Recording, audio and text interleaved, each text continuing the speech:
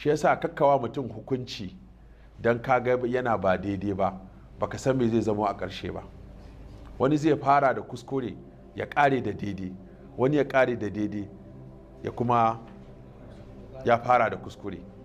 Yanzu akwai wani babban malami da ake yawan faɗarsa a musulunci ɓangaren tarbiyyar ruhi, in ma ba waɗanda suka shiga ɓangaren ba za su dinga yawan jin sunansa ba. Fudailu bin Iyad babban malami ne amma na likitan gyaran zuciya, irin su munafunci, gulma, hassada, keta, mugunta, sharri, munafunci akan irin su yake magana. Shi ba akan maganar sallah ko azumi sa ba ka jinsa a cikin littattafan fiqh ko hadisi, amma wajen gyaran zuciya ana aka fi jinsa, bayani akan mecece duniya yadda ba za ta ruɗe ka ba.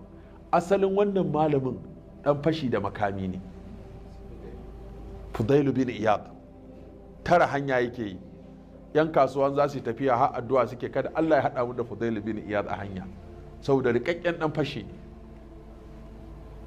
Haka yayi ta yi shekara da shekaru. Da Allah ya kawo shiryarsa, akwai wata mata kyakkyawa da yake so, sai suka yi alkawari zai je gurinta. To amma ita baiwa ce kuma tana da mai gidanta da yake kula da ita, so da haka sai ya ce mata zai zo gidanta, amma zai zo da daddare kuma haurowa zai, irin dai kwartanci da ake da gaji an ce an kama kwarto, ga kwarto an koro yadda ake koro barawo, mutum ya shirya ya tafi gidan wani.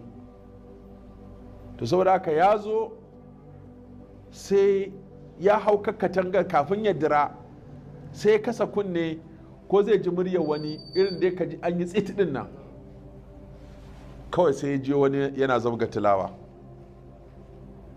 wani makocin gidan yana zabga tilawa da daddare.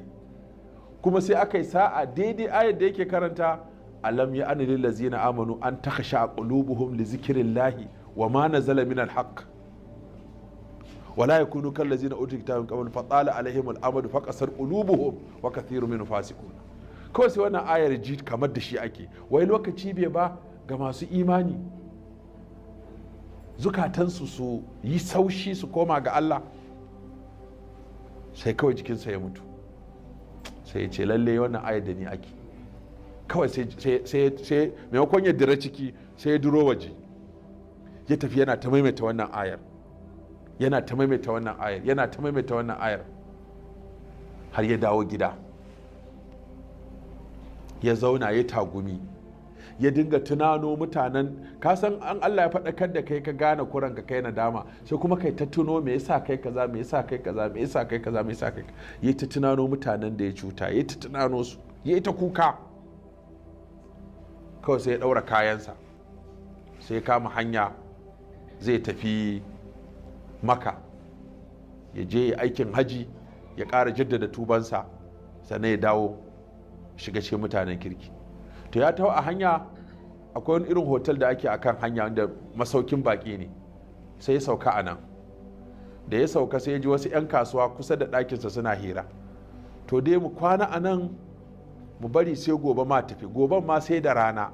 Ka san Fudailu yana nan a hanya, rikakken dan fashin nan ni shine abin ana ta sai kwankwasa musu kofa ce assalamu alaikum. Yace to ni ne Fudailun da kuke tsoro, ni ma yanzu Allah ya shirye ni na daina. Aka kwantar da hankalinku, yanzu ba ku da tsoro akan hanya. Inda kuka gani ma barin kasar zan tafi aikin haji, in je in haɗu da manyan malamai don in gyara halayena. Ya kama hanya ya tafi, daga sallah sai istighfari, daga sallah sai istighfari, har ya je Maka a ƙasa. Ya je ya dawafi, ya sa'ayi yana ta kuka, yana dawafi yana kuka, yana sa'ayi yana kuka. Aka zo filin Arfa yana kuka, yana gaya wa Allah cewa Allah nayi kaza ka yafe mu.